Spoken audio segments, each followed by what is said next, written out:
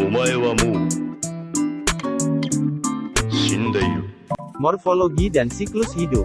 Cacing ini memiliki ciri-ciri, bentuk tubuh panjang dan pipih seperti pita sehingga disebut cacing pita, di mana bagian tubuhnya memiliki garis yang menyerupai sekat-sekat dan memiliki ujung yang runcing.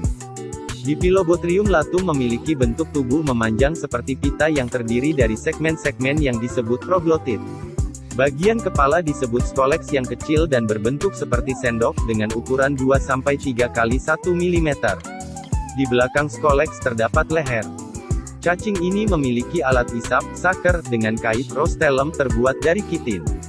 Pembentukan segmen atau segmentasi pada cacing pita disebut strobilasi.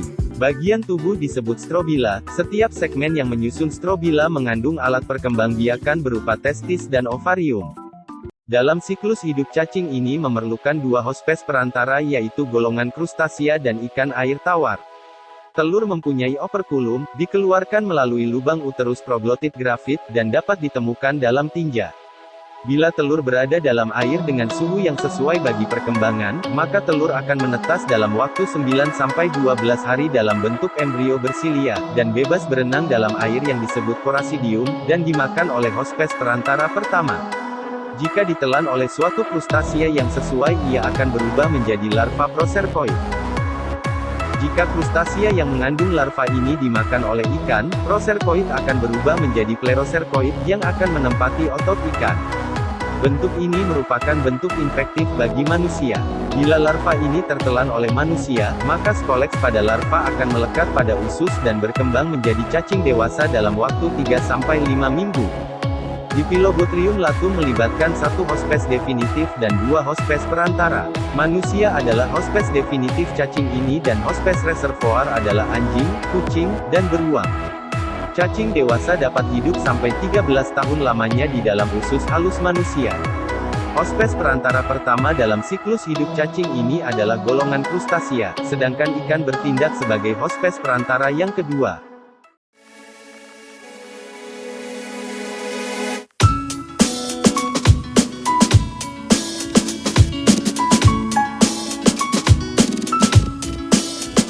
Spesies ini ditandai dengan diameter scolex 2,9-4,3 mm. Yang berbentuk seperti daun telinga atau terompet dan memiliki tepi yang tipis dan lentur. Ukuran panjang tubuhnya tidak lebih dari 10 cm, dan terdiri atas beberapa proglotit.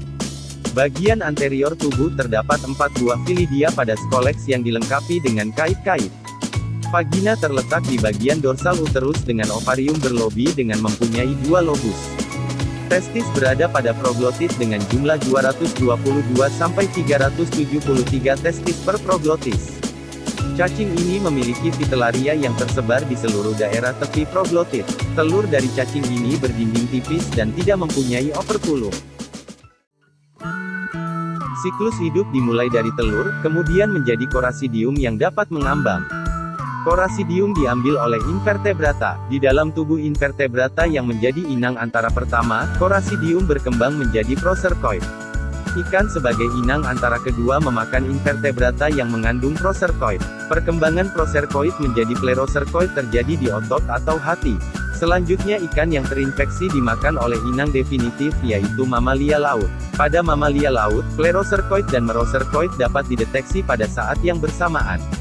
Pilobothrium dalam fase pleroserkoid ditransport, diangkut melalui sistem limfatik mamalia laut ke dalam rongga tubuh dan berkembang menjadi meroserkoid. Kemudian meroserkoid berkembang menjadi cacing pilobothrium dewasa di usus mamalia. Predileksi cacing ini yaitu dapat ditemui pada saluran pencernaan, yang sering kali terdapat pada ikan dusky dolphin maupun ikan hiu sebagai inang definitif.